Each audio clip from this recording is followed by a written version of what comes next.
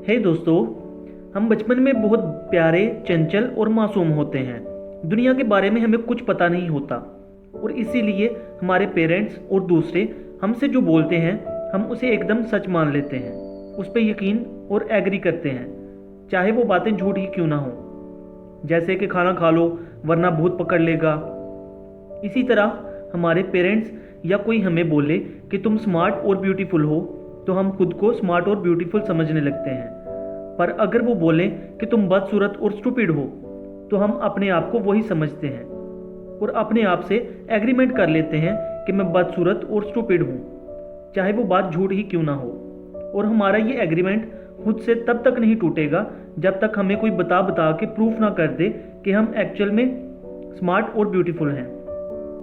ये बस एक एग्जाम्पल था, पर रियल लाइफ में भी हम जैसे जैसे बड़े होते हैं अपने आप से ऐसे बहुत से गलत एग्रीमेंट्स कर लेते हैं, कॉन्शियसली या सबकॉन्शियसली। कुछ अपने पेरेंट्स की वजह से, कुछ अपने दोस्तों की वजह से और मोस्टली अपनी सोसाइटी की वजह से जहां हम रहते हैं, जिसमें हमारे पेरेंट्स, फ्रेंड्स सब आ जाते हैं। एग्रीमेंट जैसे कि कामयाब बनना है तो पढ़ाई करके डॉक्टर या इंजीनियर ही बनना पड़ेगा, वो भी बाजवा साहब के बेटे जैसा। काले लोग अच्छे नहीं दिखते, कोई अगर मोटा, पतला या हाइट से कम है या और कोई कमी है उसमें तो हमें उसका मजाक उड़ाना चाहिए। एक लड़का लड़की से ज़्यादा इंपॉर्टेंट होता है, एक्सेट्रा। मुझे नहीं पता आपने अपने आप से ऐसे कितने एग्रीमेंट्स करके रखे हैं और वो कितने सही या गलत हैं, पर मैं आपको 4 ऐसे एग्रीमेंट्स बता सकता हूं जो आपको खुशहाल जिंदगी गुजारने के लिए अपने आप से करने ही चाहिए। First agreement, be impeccable with your words. एक औरत थी जो बहुत अच्छी और इंटेलिजेंट थी।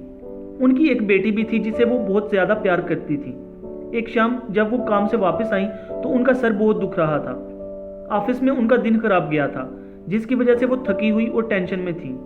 उनको सुकून और आराम की ज़रूरत थी, पर उसी टाइम उनकी बेटी खुशी खुशी गाना गा रही थी। उसे पता नहीं था कि मॉम का दिन खराब गया है। वो तो अपनी ही दुनिया में एकदम खुश थी।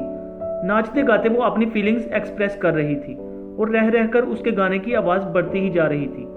इसी वजह से उनका सर दर्द बढ़ रहा था। फिर आखिरकार उनका सब्र टूट गया और उन्होंने अपनी बेटी को गुस्से से चिल्ला के कहा, चुप रहो, तुम्हारी आवाज़ बहुत गंदी है, चुप हो जाओ खुदा के वास्ते। रियल में उस बच्ची की आवाज़ बुरी नहीं थी। ये अल्फाज उन्होंने बोले क्योंकि उनका सर बहुत दुख रहा था, पर उस बच्ची ने ये बात दिल से मान ली। उसने अपने साथ एग्रीमेंट कर लिया और फिर कभी गाना नहीं गाया।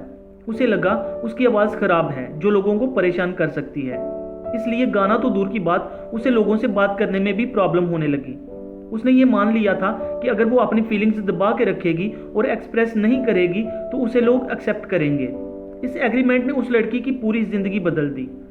जब भी हम किसी का ओपिनियन सुनते हैं तो उसे सच मान लेते हैं और अपने आप से एग्रीमेंट कर लेते हैं और वो हमारे बिलीफ सिस्टम का हिस्सा बन जाता है। इस स्टोरी में उस बच्ची के नेगेटिव एग्रीमेंट का रीज़न उसकी मॉम थी, जो उसके साथ बहुत ज़्यादा प्यार करती थी। उनके गुस्से से निकले कुछ वर्ड थे जो उन्हें खुद भी नहीं पता होगा कि उन्होंने उस बच्ची की ज़िंदगी पर कितना असर कर दिया।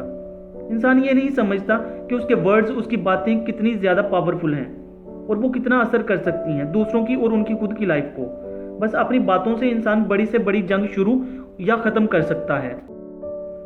ज़्यादातर वालिदैन ये गलती करते हैं कि वो अपने बच्चों को हमेशा मनफी अल्फाज बोलते हैं, क्रिटिसाइज और उनकी बुराई करते हैं।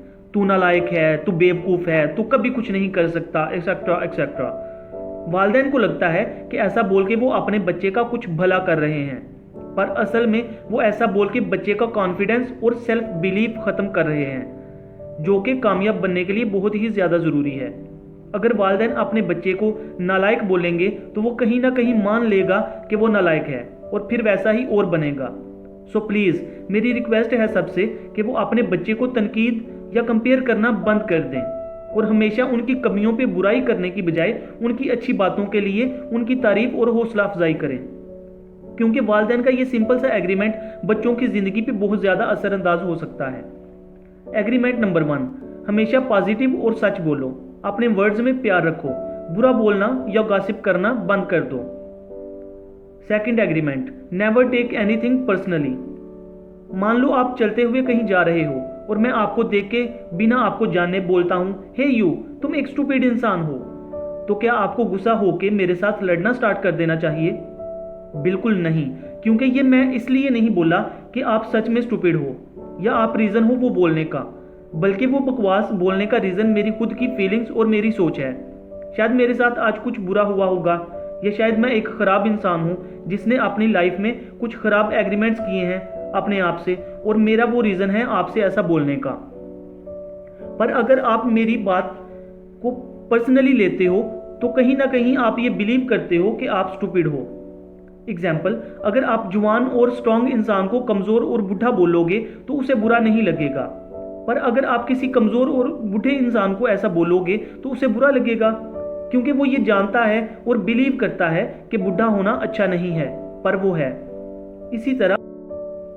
इसी तरह जब मैं आपको स्टूपिड बोलूं और आपको ये बात बुरी लगे तो शायद आप सबकॉन्शियसली ये सोच रहे हो कि इसे कैसे पता चली ये बात, क्या मुझे देख के ही पता चलता है कि मैं स्टूपिड हूँ, जो कि गलत सोच है और आपको ऐसा नहीं सोचना चाहिए। जब आप पर्सनली लोगे चीज़ों को तो मतलब आप मेरी बातों पे एग्री कर रहे हो, और जैसे ही आप एग्री करते हो मेरी बातों पे तो मेरे मुंह से निकला वो जहर आपके अंदर चला जाएगा और आपको प्रॉब्लम देगा। लोग जब बुरा फील करते हैं तो वो ये नहीं चाहते कि वो अकेले बुरा फील करें, सो इसीलिए वो अपने बुरे ओपिनियंस देते हैं या कुछ बुरा करते हैं जिससे आपको भी बुरा फील हो। और अगर आप उस ओपिनियन या हरकत को पर्सनली लेके बुरा फील करते हो या फिर गुस्सा होते हो तो ऐसा करके आप उसे अच्छा फील करवा रहे हो, जो उसे और बुरा बोलने और बुरा करने के लिए इनकरेज करता है। इसीलिए आपने देखा होगा जो लोग ज़्यादा चिढ़ते हैं लोग उसे ज़्यादा चिढ़ाते हैं, और इसीलिए फेसबुक या दूसरी सोशल साइट्स पे लोग बिना एक दूसरे को जाने कमेंट्स जैसी बातों पे लड़ते रहते हैं। We should not take anything personally. आप किसी की मनफी बातों या तनकीद करने को पर्सनली मत लो। कोई भी आपसे ऐसी बात करे जिससे आपको बुरा महसूस हो तो उसका रिएक्शन आप ऐसा मत दो जिससे झगड़ा होने तक की नौबत आए, बल्कि आप हमेशा ऐसी बातों को इग्नोर करो। इससे आपकी ज़िंदगी बहुत बेहतर और खुशहाल हो सकती है। हर इंसान बहुत अलग होता है और हमारी सोच भी एक दूसरे से अलग होती है। हम बचपन से ही अलग अलग सिचुएशंस में ज़िंदगी गुजार रहे होते हैं और इसीलिए हमारे ओपिनियंस भी अलग होते हैं, जो कि बेसिकली हमारे एग्रीमेंट्स पे डिपेंड होते हैं। ये कॉन्सेप्ट थोड़ा डीप है अगर आप इसे समझने जाओ तो, पर अभी के लिए बस इतना समझ लो कि हर इंसान के अपने खुद के ओपिनियंस होते हैं जो कि आपसे अलग हो सकते हैं, पर हमें उन ओपिनियंस से ज़रा भी फ़र्क नहीं पड़ना चाहिए क्योंकि ओपिनियंस चेंज भी होते हैं। मिसाल के तौर पर अगर आप मेरा वीडियो एक ऐसे इंसान को दिखाओगे जिसे अपने आप को डेवलप करने और अपनी ज़िंदगी को बेहतर बनाने का ज़रा भी शौक नहीं है तो शायद उसे ये वीडियो पसंद ना आए। पर अगर वही सेम इंसान किसी और से इंस्पायर होके बुक्स पढ़ना शुरू कर दे और उसे अपनी ज़िंदगी को बेहतर बनाने का शौक आ जाए तो वो सेम इंसान मेरे सेम वीडियो को लाइक और शायद शेयर भी कर दे। अपने आप से ये एग्रीमेंट करना थोड़ा मुश्किल है, पर अगर आप इस एग्रीमेंट के साथ जीना सीख जाते हो तो फिर पूरी दुनिया भी मिलकर आपको बुरा बोलेगी तो भी आपको बुरा नहीं लगेगा। सो टू कंक्लूड, पहली बात, आप कभी भी नेगेटिव वर्ड्स ना बोलो, ना ही दूसरों के लिए और ना ही अपने आप के लिए। दूसरी बात, आप लोगों की किसी भी बात का बुरा मत मानो और उसे पर्सनली मत लो। ये बस पहले 2 एग्रीमेंट्स थे द 4 एग्रीमेंट्स बुक के, जो कि एक बहुत ही अच्छी बुक है। शेयर करें इस वीडियो को अपने दोस्तों और रिश्तेदारों के साथ। मैं और ऐसी काम की नॉलेज आपके साथ शेयर करता रहूंगा। मुझे अप्रिशिएट करने और मेरी टीम का हिस्सा बनने के लिए नीचे दिए गए नंबर पर राब्ता करें। Finally, thanks for watching.